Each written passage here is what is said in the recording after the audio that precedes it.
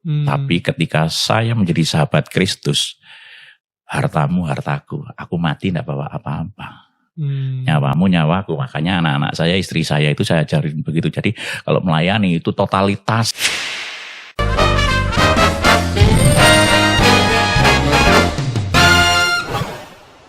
Semua orang yang habis dibaptis, bertobat sungguh-sungguh percaya Yesus adalah Tuhan dan Juru Selamat, lalu dibaptis, itu semuanya bisa, seharusnya.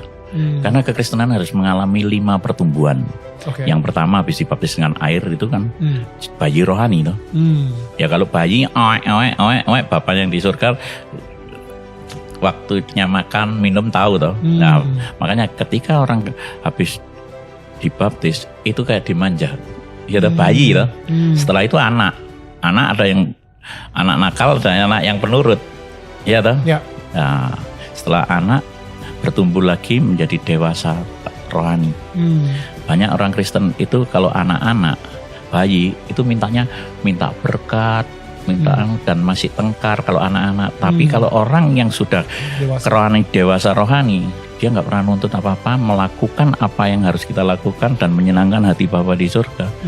Setelah kalau sudah levelnya naik lagi menjadi sahabat Kristus lah. Kalau sahabat Kristus, apa yang Kristus lakukan kita lakukan.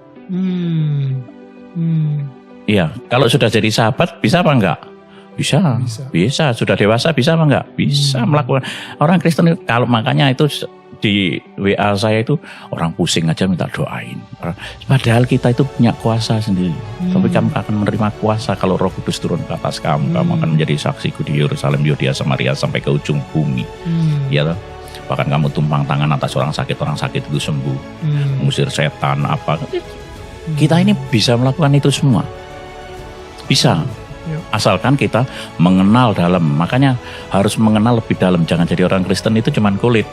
Harus kulit, daging, tulang, sumsum, darah menyatu. Kalau kita menyatu dan diri kita, kalau bisa jangan sampai saya kecil, Tuhan semakin besar. Jangan. Kita nggak usah tampak, biar Kristus saja semua yang tampak. Itulah. Iya toh. Kalau Kristus yang mengerjakan siapa? Kristus, bukan saya, bukan orang. Ya. Kan hidupku bukan aku lagi, tapi Kristus yang tinggal di dalam aku. Yang kelima apa? Tadi kan sahabatnya. Ya, habis sahabat, kita mempersiapkan diri menjadi mempelai itu. Keren apa enggak?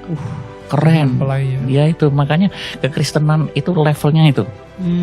Jadi banyak yang saya jumpain ya, saya sudah KKR. Saya sudah pelayanan mulai dari Sumatera, Papua.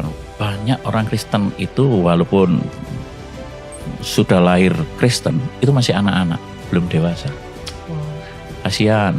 Ya nanti kalau nyahlah kalian semua pembuat kejahatan, aku tidak mengenal kamu bagaimana? Iya toh? Dipikir masuk gereja aja sudah nanti bisa masuk surga, belum tentu. Terus sekali selamat tetap selamat, pengajaran. Makanya kita harus mengenal Kristus itu lebih. Kalau mengenal lebih dalam hatinya dia. Jatuh cinta apa enggak? Jatuh cinta kalau iya. Jatuh cinta. Kalau sudah jatuh cinta gimana? Jadi mempelai loh. Ya iya. Makanya ketika saya melayani gini ya, saya tidak berharap saya tidak ada yang nyokong dari gereja, dari organisasi apapun. Kalau saya pergi-pergi ya biaya-biaya sendiri. Dengan uang saya jualan bakso, saya sama istri saya sampai berapa bulan pergi sewa hotel, mobil apa semua itu tidak pernah minta-minta. Kalau ngadalin gereja, ngadalin gereja tidak cukup. Tiket pesawat, hotel tidak cukup. Tapi ketika saya menjadi sahabat Kristus, hartamu hartaku, aku mati tidak bawa apa-apa. Nyawamu nyawaku. Makanya anak-anak saya, istri saya itu saya ajarin begitu. Jadi kalau melayani itu totalitas. Makanya saya kalau melayani pergi-pergi itu. Tapi sekarang sudah rasanya saya sudah berapa tahun ya, 14 tahun ini saya keliling terus.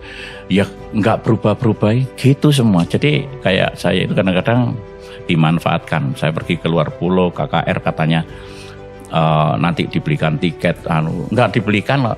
Itu sering dan saya tapi nggak kapok. Nggak kapok. Tetap melayani. Oh iya tetap melayani. Makanya kalau melayani itu jangan lihat manusia, kita kecewa. Ya kalau lihat Tuhan, di balik itu semua Tuhan sediakan yang luar biasa.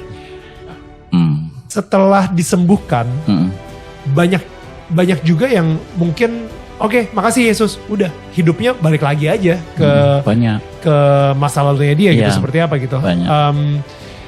Tapi ya kalau kayak gitu gimana? Maksudnya kenapa Yesus sembuhin dia gitu? Dan bahkan ada beberapa orang yang di gereja yang udah ngikutin Yesus lama nggak sembuh-sembuh gitu maksudnya.